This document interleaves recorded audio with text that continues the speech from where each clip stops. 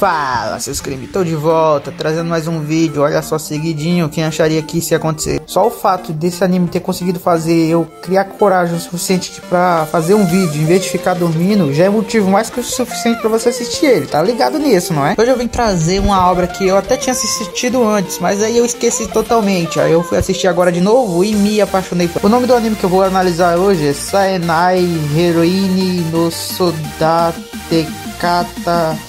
Dante, Saikano mesmo. Saikano é um anime de romance. Você já deve saber se você conhece essa obra ou viu em algum lugar e tal.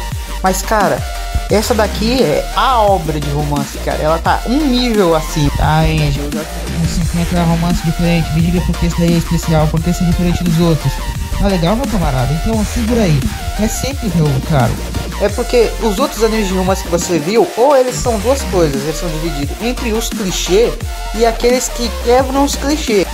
Clichê é aquele anime típico de romance, blá blá blá. Você já deve ter visto um monte deles por aí. Eles costumam ser bem chatos até. Tá, alguns são legais, mas a maioria é chato. E tem os quebra de clichê, que foi como Horimiya. Ele foi legal. Ele teve que quebrar os clichês pra ser legal, digamos assim. Viu como não teve aqueles draminha e tal, aquela coisa que você fica começando a se chatear quando assiste muito romance.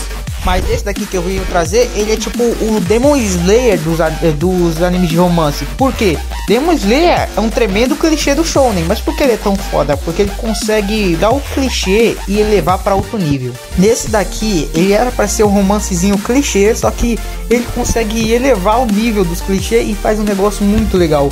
Porque tem coisa que você, tipo, personagem de tsundere, você já deve ter visto umas 30 em qualquer anime que você encontra por aí. Até em Evangelion tem um, cara. O anime de Evangelion é o louco das complexidades, mesmo assim ainda criou um tsundere. Esse daqui tem um personagem de tsundere, só que eles ficam lá todo momento zoando com isso. É tipo, a personagem pega e fala: você não tá cansada de ser tsundere e tal? É muito zoeiro, porque eles ficam zoando com eles mesmos. E isso não só acontece em um momento. Por exemplo, na primeira temporada tem uma das cenas que eu ri muito, que é quando o protagonista começa a narrar os acontecimentos do episódio anterior, tipo uma preview quase. E aí ele conta como se ele fosse fodão tal, no último episódio ele tivesse feito só as coisas incríveis. Aí outro personagem, que é a tsundere, chega lá e dá-lhe uma pisa para que ele comece a contar como é que foi o episódio anterior de verdade. A todo momento tem coisa assim. Tem um momento que você tá lá simplesmente assistindo e você percebe que no cenário tem umas art figure de Sword Art Online, em algum lugar tem uns posters de outro anime. Ele é cheio de referência, cara, cheio. Na segunda temporada tem um episódio que tem o protagonista tomando encontro com a linda Utaha, e do nada eles começam a fazer uma referência a Monogatari que na hora eu ri tanto que não me aguentei. Tava lá, normal o episódio, e de repente começa com aquela musiquinha de Monogatari e eles falando do mesmo jeito, como se o protagonista fosse o Araraki. Como eu sou viciado em Monogatari, eu tremi com aquela referência, cara. Até porque Monogatari é o rei das referências também. Mas então, agora que eu já falei pelo menos um pouco da minha opinião, né, que eu nem sei se vocês queriam ver entrando no vídeo, mas agora já sabem, vamos falar um pouco do que se trata o anime. O anime é simples em sua base. Ele é basicamente um protagonista, que era um otaku como qualquer outro. É quase como qualquer outro, afinal ele tem uns conhecimentos que um otaku normal não teria. Mas vamos lá, ele tava trabalhando meio período, tava juntando dinheiro para comprar os seus joguinhos, coisa normal, padrão. Só que do nada, um dia ele tava passando por uma ladeira, aqueles ladeira que toda criança adora pegar, aqueles carrinhos de rolimol e sair descendo. Sei nem como é que não aconteceu isso durante o episódio. Na hora que ele tava lá, parece que o destino e Deus falou: esse é o momento perfeito. Porque a garota chega no alto da colina enquanto ele tava lá embaixo, o chapéu dela voa, o vento balança as flores de sakura, o clima fica perfeito, o brilho fica num toque impecável. Parece que Deus olhou para aquele momento e falou: sério, se em algum momento eu vou fazer uma obra de arte viva, vai ser esse. Foi aí que nosso otakuzinho que tava embaixo da ladeira, que presenciou aquela cena impossível de acontecer, mas aconteceu, meio que se apaixonou pela cena. Tá, você pode interpretar que ele se apaixonou pela garota, mas se você continuar assistindo o episódio, você vai entender que não foi bem a garota por quem ele se apaixonou, foi toda aquela cena, aquela construção impecável que ele se apaixonou. O momento perfeito em si, vamos dizer assim. Depois dele ter se apaixonado por aquele momento, ele decidiu que queria fazer com que outras pessoas sentissem o que ele sentiu. Eles se apaixonassem por algum momento assim que ficasse memorizado na história. Mas como fazer isso? Não tem como jogar todo mundo e esperar que um bagulho desse aconteça, né? Então ele decidiu fazer um jogo, um daqueles jogos de simulador de encontro. Normalmente a pessoa é adolescente, passa por um negócio desse e fala: foda-se, agora é hora de ir pra próxima. Mas o cara que presenciou aquilo e falou: não, agora eu vou criar um jogo. Isso que eu chamo de criatividade. Logo depois de decidido que iria criar o jogo fodão e fazer todo mundo presenciar essa cena perfeita e se apaixonar, ele percebeu que para criar um jogo mais de uma pessoa era necessária. Por isso é hora de formar o esquadrão da equipe Rocket e sair por aí combatendo o mal. Por que eu estou falando isso? Porque não faz sentido. O cara falou: não dá para fazer o jogo sozinho. Então o que é que eu preciso? De mais 2 pessoas só. Quando isso é possível? Quando é possível fazer um jogo com 3 pessoas só? E entendeu a parte que eu falei que ele não era um otaku normal? Sim, porque por algum motivo a divindade falou: esse daqui vai ser o otaku que vai ter o conhecimento das pessoas mais foda do mundo. Porque aí ele conhece a Utara, que é minha waifu, que eu fiz até esse banner magnífico dela, que simplesmente é a melhor roteirista daquele colégio ali, daquela cidade basicamente. Ela é roteirista famosa até na cidade toda. E também conhece uma designer que é a fodona também. Aí como ele queria criar o jogo, ele aproveitou que tinha esses conhecimentos avançados e já chamou elas para fazer parte do jogo. No entanto, digamos que o roteiro que ele deu para tentar convencer elas, aquela base e tal, era ruim. Ruim no nível roteiro do Anjo. Era extremamente ruim. Por isso que quando ele deu para cada uma das duas, meio que elas falaram: não tem para que a gente participar de um projeto desse que não tem futuro. No entanto, porque ambas estavam apaixonadas pelo nosso prota, meu Deus, destino, né? Destino, se chama destino. Meio que elas deram uma segunda chance para ele entregar o novo roteiro e convencer elas a participar do projeto. Cara, a gente tem zoação do anime até com esse negócio de destino delas já conhecerem o cara. Vou deixar para você descobrir isso assistindo.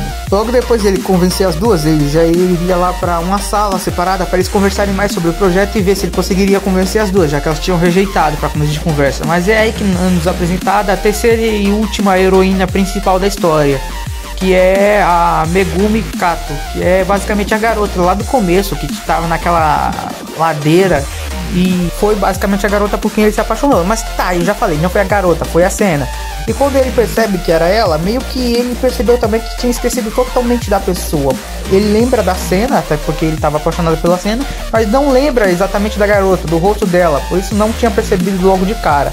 Precisou ela falar: obrigado por ter pego meu chapéu.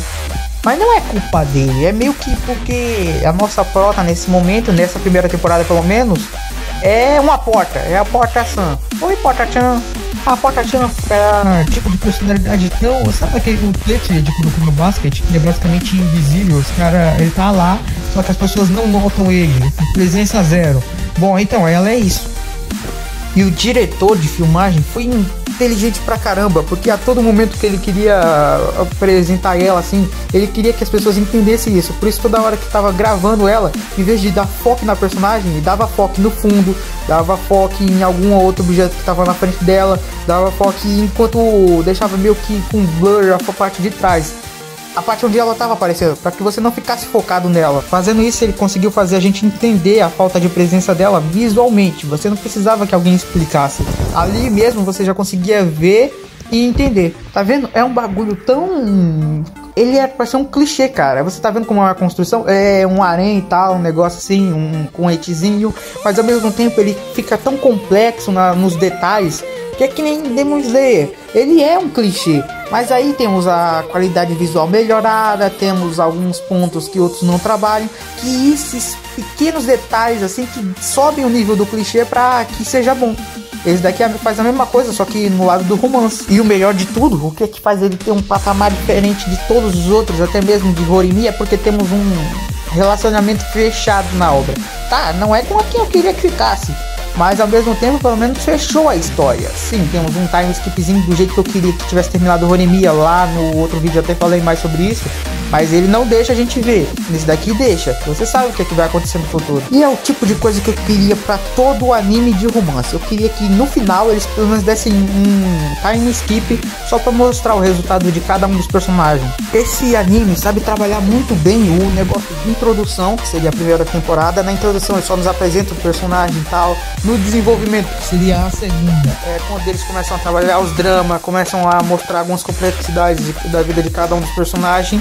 E na terceira temporada, que seria o filme para finalizar, eles terminam com um time skip no final, para você ver como tá realmente fechado. Ou seja, é a primeira temporada introdução, segunda desenvolvimento e terceira final. Os caras fizeram perfeito. Outro motivo para ele ser fora dos padrões. Afinal, quando você vai assistir um anime de romance por aí, 70% dos animes de romance que você assistir não vai ter um final. Nisekoi, precisamos de tantos capítulos para conseguir chegar no final do negócio, e eu aposto que tem gente que nem quis tentar ler o mangá. Afinal, a história ficou meio fraca na segunda temporada e tal, e pra quando foi terminar já tava tão lento o negócio que eu quase desisti. Já ele faz tudo sem precisar ser corrido, sem precisar ficar dando uns bobagens, tipo episódio filler do nada, aleatório, jogado ali só pra dar uma comédiazinha. Não, esse daqui é todo complexo pra você entender mais a relação de cada um dos personagens. Antes de mais nada, eu tenho que falar uma coisa: se você não curte Eight de jeito nenhum, nem tente assistir esse anime, porque ele tem umas Eight de vez em quando, lá, aqui, acolá, e talvez você que não goste não queira ver. Cara, eu não ligo de assistir Eight, na verdade eu até apoio. Ai, as pessoas vão muito me cancelar por causa disso. Mas então, eu gosto desse tipo de coisa, eu não vejo problema, não entendo porque as pessoas ficam reclamando tanto, dizendo, fanservice, tá, Fire Force é assim um negócio cringe, horrível, que eu também não curti não. Mas, tirando ele, eu ainda não vi um fanservice que realmente atrapalhou a história. Mas se você é do tipo que não gosta de nenhum pouquinho, nem que dê foco em alguma cena que você percebe que é um hate ali, então é melhor você não assistir. Mas se você não se liga com isso e gosta de anime meio que romance e quebra clichê e tem uma comédia muito foda pra caramba, isso eu posso admitir, cara, um dos comédias mais top que eu já vi. Então não sei ainda porque você ainda não assistiu, meu camarada. Afinal, ele já tá um bom tempo aí, terminou com o filme em 2020, então final fechado já tá com um ano perfeitinho para ser assistido. Algumas pessoas, pelo que eu entendi, tiveram dificuldade de achar o filme. Então se vocês estiverem assistindo e não conseguiram achar o filme para terminar a história, é só vir aqui e me pedir que eu volto nesse vídeo só para te mandar um link para você baixar, cara. E agora que você já tem mais uma recomendação para maratonar aí na sua quarentena, eu me despeço, vou dar tchauzinho, vou ir para meu animinho. Espero que você dê like no vídeo, afinal os likes estão ficando cada vez menor de vez em quando. Compartilhe ele para me ajudar. Obrigado por assistir, falou!